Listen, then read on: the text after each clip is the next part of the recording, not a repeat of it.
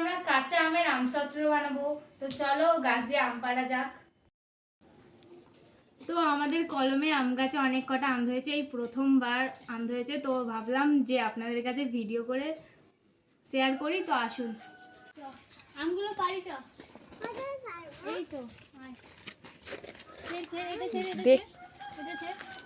ভালো করেছে। হ্যাঁ হ্যাঁ, আর এটা চেক, এটা ধর একটা চক ধর। দেখুন কতগুলো আম হয়েছে, ওর হাতে অনেক কটা আছে। এই প্রথমবার কয়েকটা আম ধরেছে। হ্যালো, আয়। ওকে ভালো করে ছাড়িয়ে নিতে হবে।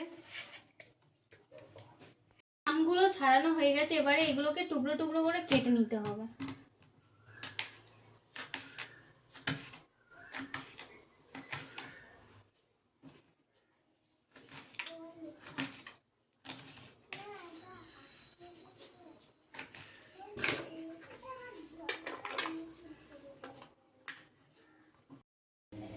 তো এবারে আমগুলো কাটা হয়ে গেছে, আমরা সব আলাদা আলাদা সাইজ করেছি কারণ মিক্সিতে আবার করতে হবে।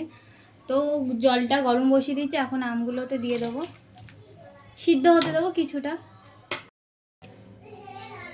আমগুলো সিদ্ধ হয়ে গেছে, তো এবার আমরা তুলে নেব, তুলে মিক্সিতে দিতে হবে।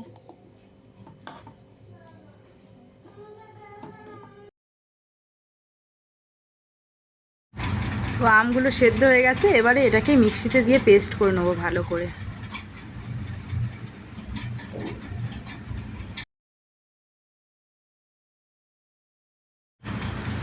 তো ভালো করে আমটা পেস্ট করে নেওয়া হয়ে গেছে, এবারে এটাকে প্লেটে ঢেলে নেবো।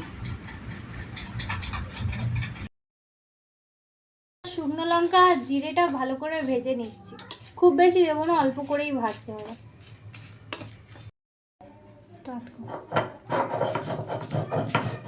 ভালো করে লঙ্কা আর জিরেটা বেটে নিচ্ছি।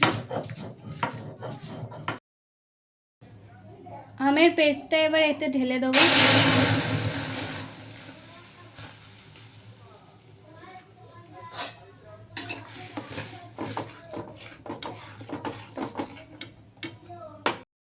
এবার আমের এই পেস্টটার মধ্যে চিনি ঢেলে দেবো, হাফ বাটি মতন চিনি ঢেলে দেবো, এবং তার সঙ্গে কিছু পরিমাণে নুন দেবো, অল্প একটু,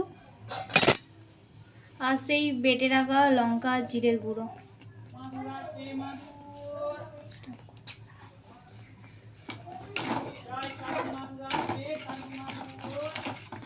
আমটা যেই প্লেটে ঢালবো, তো সেই প্লেটে একটু সাদা তেল ঢেলে চারিদিকে এরকম লাগিয়ে দিতে হবে।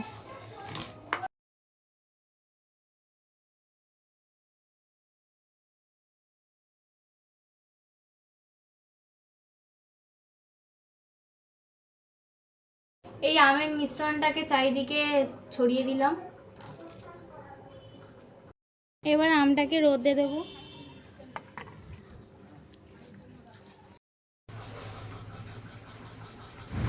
এটা ভালো করে শুকিয়ে গেছে, এবারে এটাকে ছুরি দিয়ে পিস করে কেটে রোল করে নেব। তো এবারে এটাকে তুলে নেবো ভালো করে রোল করে। তো আমাদের আমসত্ত্ব রেডি হয়ে গেছে, দেখুন কেমন দেখতে হয়েছে। তো আমাদের তো আমসত্ত্বটা খেতে খুবই